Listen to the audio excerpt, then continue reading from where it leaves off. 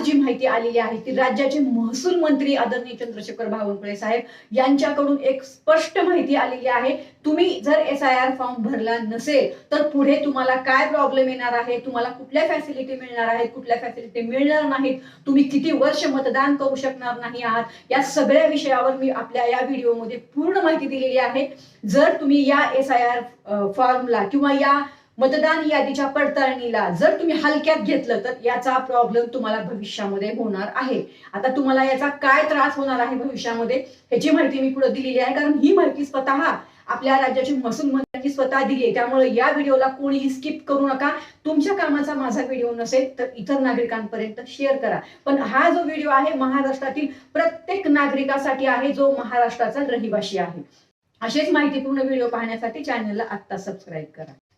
नमस्कार, जय महाराष्ट्र। तर आपला आजचा जो व्हिडिओ आहे तो आहे आपल्या SIR फॉर्म संदर्भामध्ये आणि आपल्या मतदान यादी पडताळणी संदर्भामध्ये। तर आपल्या मतदान यादीची सध्या जी आहे ती पडताळणी सुरू आहे। ही माहिती मी तुम्हाला अगोदर पण दिली होती, बरोबर, पण ही आता जी माहिती आली नवीन ती माहिती तुम्हाला मी आता देते। तर आपल्या या मतदान यादीची पडताळणी 2002 ते 2004 यादीमध्ये ज्यांची नावं होती त्या सगळ्यांची आता पडताळणी सुरू आहे।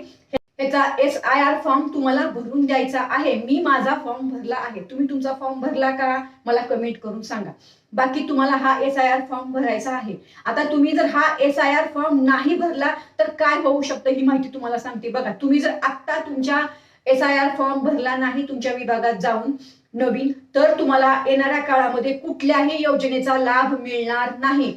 तुम्हाला कुठल्याही शासकीय योजनांचा लाभ मिळणार नाही। मग ती शासनाची कुठली पण योजना असू दे, कुठली पण, तुम्ही कुठल्याच योजनेचा लाभ घेऊ शकत नाही। मी आता इथं कुठल्या योजनेचं नाव घेत नाही। तुम्ही एवढं समजून घ्या की शासनाची कुठलीही योजना असो, शासनाचं कुठलंही कामकाज असो, तुम्ही कुठल्याच ह्याच्यामध्ये पात्र राहणार नाही। जर तुम्ही हा SIR फॉर्म नाही भरला तर तुम्ही अपात्र होणार आहात सगळीकडूनच। मी थोडक्यात सांगते की तुम्ही अपात्र होणार आहात सगळीकडूनच।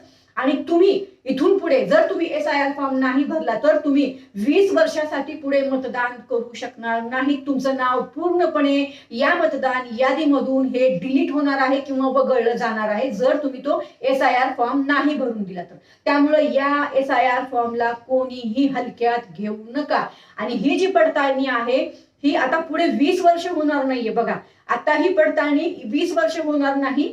दुसरा मुद्दा ह्याच्यामध्ये त्यांनी असं सांगितलंय की ही मागची जी यादी होती, आता तुम्हाला वाटेल ताई आम्ही अगोदर मतदान करत होतो ना, मग आता काय करायचंय, आम्ही दर वर्षाला मतदान करतो, जेव्हा ही वोटिंग असते तेव्हा आम्ही वोटिंग करतो, आमचं नाव आहे यादीमध्ये।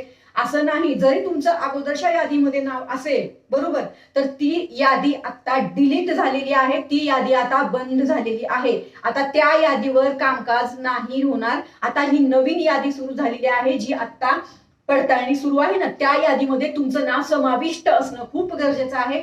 जर तुम्ही या यादीमध्ये तुमचं नाव समाविष्ट केलं नाही, तुम्ही पडताळणी केली नाही, तुम्ही SIR फॉर्म भरला नाही तर तुमचं नाव मतदान यादीमधून बाद होईल आणि कुठल्याही सरकारच्या फॅसिलिटीमध्ये तुम्ही पात्र राहणार नाही, तुम्हाला कसलाच लाभ मिळणार नाही।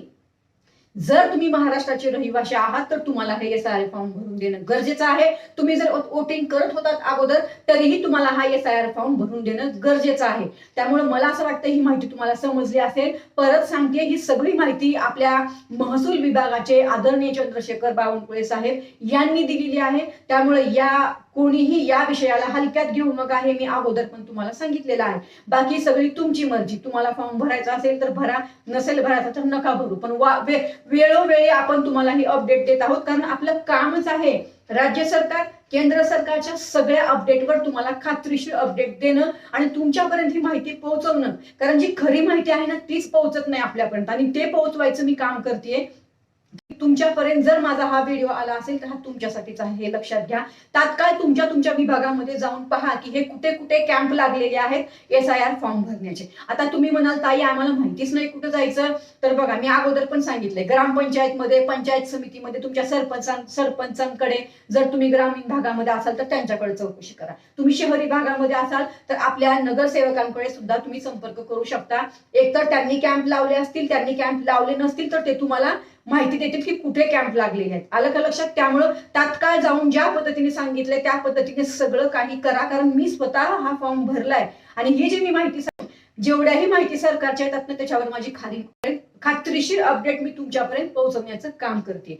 तर अजूनही तुम्ही आपल्या चॅनलला सबस्क्राईब केलं नसेल तर तात्काळ सबस्क्राईब करून घ्या. अशाच माहितीपूर्ण आणि खात्रीशीर माहितीसाठी. त्याचबरोबर लाईक केलं नाही तर लाईक करा, बेल नोटिफिकेशन जरूर दाबा आणि इतर महिलांपर्यंत, नागरिकांपर्यंत या व्हिडिओला शेअर करा. अजून एक मुद्दा याच्यामध्ये सांगते, हा जो SIR फॉर्म आहे हा घरातल्या प्रत्येक व्यक्तीला भरायचा आहे.